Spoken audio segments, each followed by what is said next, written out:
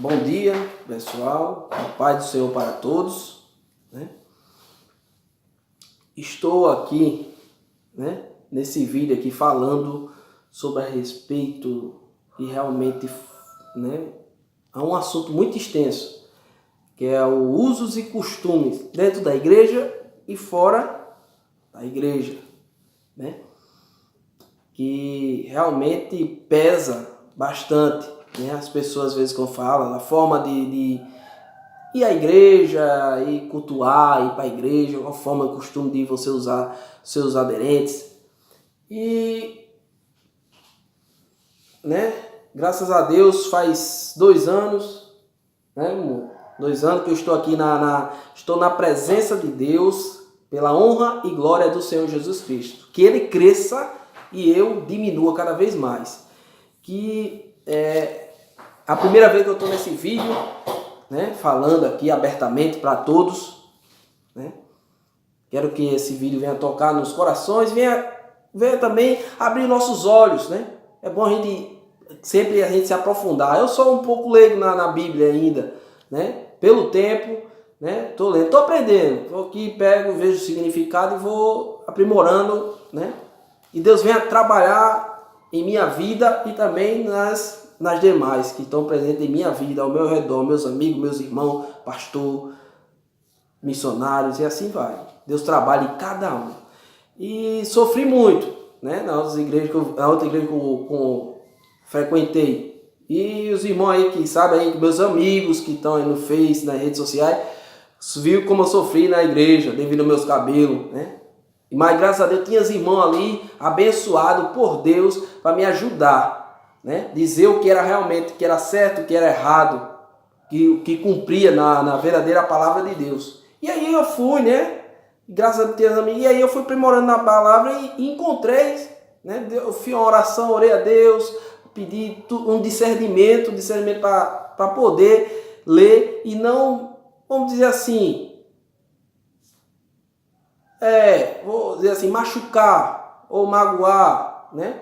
Porque eu estou dizendo aqui realmente o que a Bíblia diz, não é eu não, é a Bíblia. A Bíblia é a verdadeira palavra de Deus. Ela é justiça, ela é amor, ela também é fogo consumidor. Ela trabalha assim, numa forma que a gente vem aprimorar e que a gente venha também saber interpretá-la, a palavra, que também não é fácil, mas também não é difícil. Sabe também buscar. E eu vim buscando e encontrei. Eu vou dizer aqui a vocês, né, o que realmente, o que é uso e costume dentro da igreja e também fora dela. Vamos lá. Olha, finalmente chegamos à pior de todas as proibições. O cabelo comprido, que proíbe o que o homem tem cabelo comprido, costuma usar essa passagem onde Paulo escreve. Eu vou dizer a vocês lá em Coríntios. Só um momento.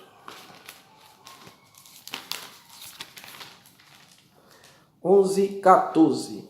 Ou não vos ensina a própria natureza ser desonroso para o homem usar cabelo comprido? E que, tratando-se da mulher, é para ela uma glória, pois o cabelo lhe foi dado em lugar de mantilha. Né? O que significa mantilha? Mantilha é um manto fino e rendado com que as mulheres cobrem a cabeça. Eu acho que ainda até hoje, né, as pessoas usam ainda, né? E vamos dizendo abaixo, vamos vendo aqui. Esse texto aparece logo na sequência da imposição do véu às mulheres, que, como vimos, era uma regra culturalmente situada que não deve ser imposta nos dias atuais, mesmo com o contexto sendo tão nitidamente culturalmente condicionado. Ainda assim, algumas igrejas insistem em tirar esse verso do contexto e usar para prescrever o cabelo curto aos homens, menos sem requerer o véu às mulheres. Né?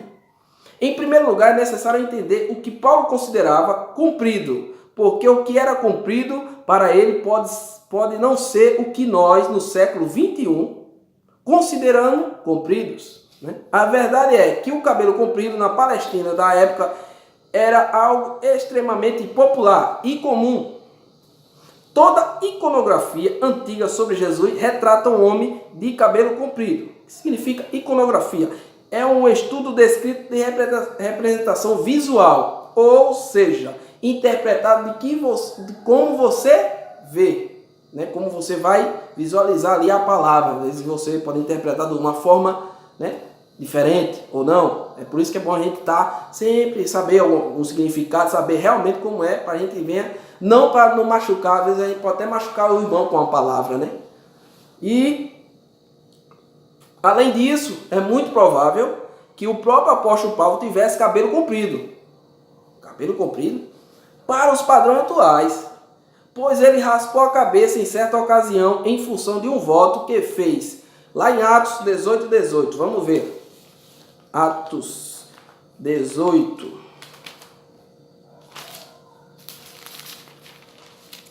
Olha lá o que dizem. Mas Paulo, havendo permanecido ali ainda muitos dias, por fim, despedindo-se dos irmãos, navegou para a Síria, levando em sua companhia Priscila e Áquila, depois de ter raspado a cabeça em Secreia, porque tomará voto. Né? E este voto só teria sentido se Paulo tivesse cabelo comprido. Né? Se Paulo já tinha cabelo curto, cortar um pouquinho mais faria tão pouca diferença, que não havia nele nada de sacrifício, né? Ou de renúncia, que é o significado de um voto. Por outro lado, se Paulo tinha cabelo comprido, por exemplo, até os ombros, faz todo sentido fazer um voto sobre cortar o cabelo. O que Paulo considerava comprido eram aqueles cabelos longos, como o de mulher, que ia quase até a sua cintura, com as damas de épocas. Mesmo assim, até esse tipo de cabelo bastante comprido para o homem da época não era um pecado em si mesmo, porque o narizeu tinha cabelos tão compridos que Deus proibia cortá-lo. Vamos ver, para a gente concretizar na palavra bíblica, lá em Números 6:5. Vamos lá em Números.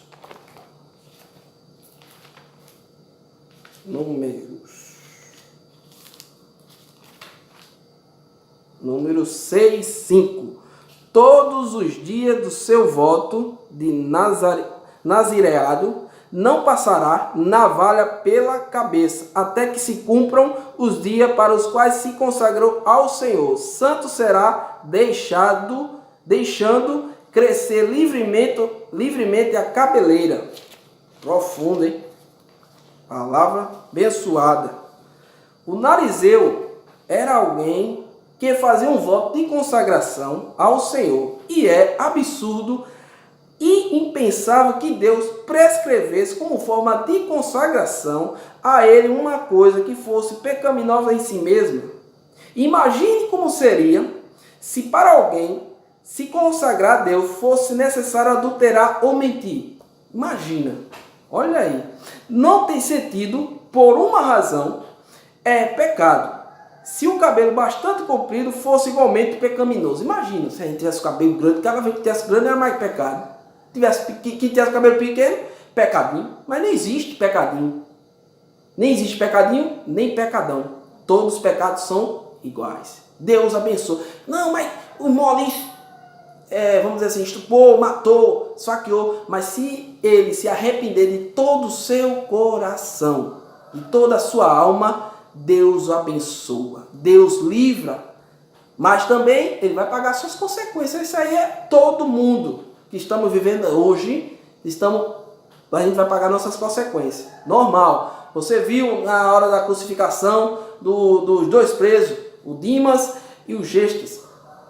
O Gestas é aquele homem perverso com um coração de pedra, aquele concreto, que bate assim não abre não. Eu sei que a água, tanta água, mas infelizmente o coração dele não se abriu. E ele, com a sua ironia, né, disse: Deus, se tu és rei dos judeus, por que tu nos salva daí, desce daí? E aí o outro, que era o irmão dele, disse: a gente estão pagando pelos nossos pecados, pelo que a gente fez, a gente errou, mas ele não, ele foi. um homem de palavra temente a Deus, ele foi justo, e nenhum pecado nele sequer. E aí ele falou: Senhor, lembra-se de mim quando for ao chegar num paraíso. E aí Deus ainda nas últimas, olha como Deus é maravilhoso. O Satanás só quer acabar com a sua vida, mas Jesus é tão maravilhoso, até nas últimas, na última gota do sangue, que ele já estava para ali para entregar o seu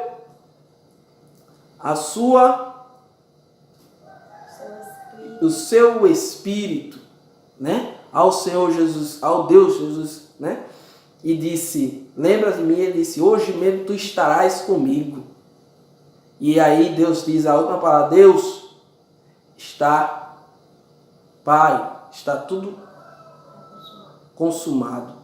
Como Jesus é magnificante, maravilhoso, soberano. Ele é Rei dos Reis, soberano, Leão da tribo de Judá. É um Deus que ama por ti, mesmo que tu seja falho com Ele. Falho, mas Ele te ama. Ele quer uma vida contigo. E vamos lá, vamos terminando aqui. Se o cabelo fosse comprido, né? Pecaminoso, Deus jamais iria prescrever a um grupo como forma de consagração a Ele. A restrição quanto ao cabelo, seja do homem ou da mulher, deve estar sempre condicionada à cultura de cada povo. Há culturas onde um homem ter cabelo comprido ou a mulher ter cabelo curto é considerado um escândalo. E nesses casos é recomendável que o homem não tenha cabelo comprido e que a mulher não tenha cabelo curto. No entanto, há cultura onde ambas coisas são aceitas como naturalidade, né? Normal, a gente vê. E o cabelo comprido do homem não está associado à marginalidade ou rebeldia, mas apenas a um gosto particular que importa só a si mesmo. Só o seu gosto, né? Se você gosta de cabelo curto, amém. Se gosta de cabelo grande, amém também. Cabelo raspado, careca, amém também. Deus abençoa a cada um de nós. Ele não tem, vamos dizer assim, exceção de pessoa. Ou moreno, ou branco, ou pardo. Ele não. O sangue que corre no meu corpo, corre no seu, que você é branco ou não. Ele morreu por todos. Ele ama a todos. Ele tem um carinho enorme por todos. Né? Beber um pouquinho de água, você.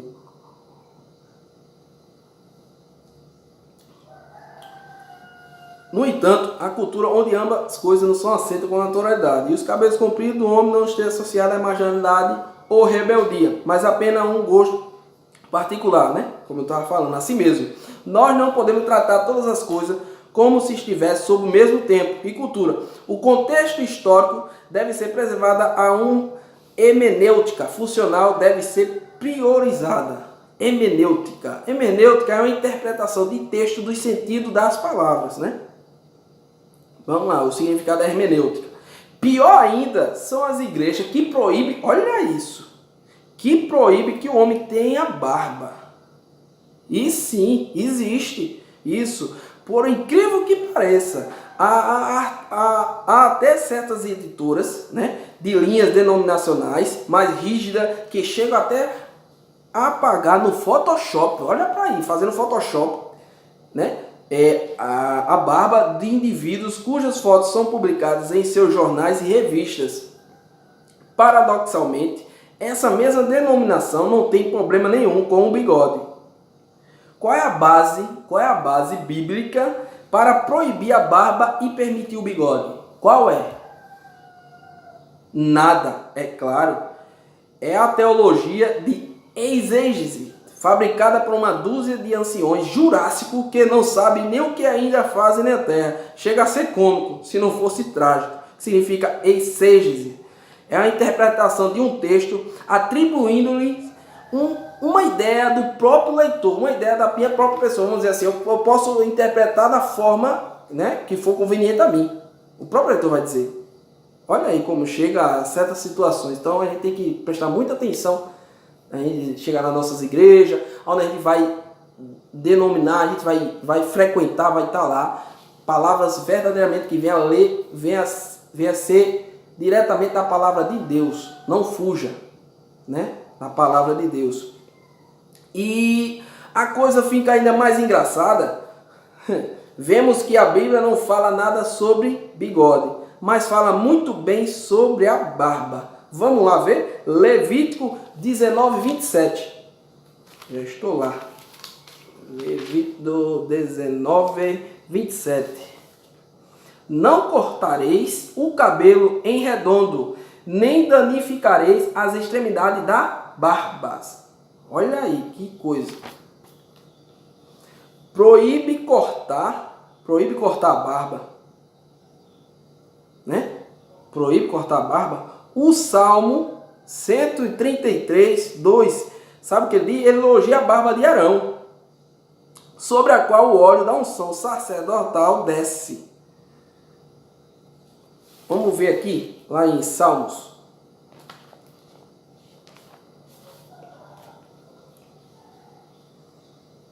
É como óleo precioso sobre a cabeça, o qual desce para a barba de Arão, e desce para a gola de suas vestes. Tem até uma musiquinha, né, sobre a barba de Arão. Uma musiquinha bem, né? Falando sobre a barba de Arão, sobre a qual o óleo da unção sacerdotal desce. Um dos episódios mais interessantes é quando um rei, olha para aí, que coisa linda, um rei estrangeiro prendeu e humilhou alguns mensageiros, sabe de quem? Dos israelitas, enviado por Davi, escolhido por Deus, cortando-lhe a barba. Vamos ver lá em 2 Samuel 10,4. Ao invés de o Davi assembleando comemorar o fato de a barba ter sido cortada, ele fez isso. Vamos lá, Samuel